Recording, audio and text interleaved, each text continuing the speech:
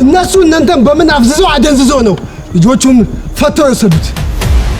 ንገረኝ እንጂ እሱ ጋር ወንድም ጓደኛ እህት የሚባይስ እናም ይህን የመሰለ ዋጋ የተከፈለበትን ነገር እንዴት ለዚህ ለአውሬ አሳልፈን እንሰጣለን? ይህን ካደረግን ታሪክ ይወቅሰናል። ያ ሻብሬ አትቀኝ የተወለደበትን ቀን እንዲያስታውስ አድርጋችሁ አትሰቃዩት።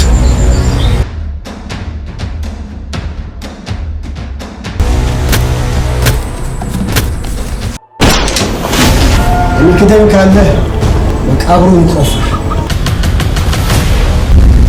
ያው እዛ ጋር አቁም፣ ውረዱ እናንተም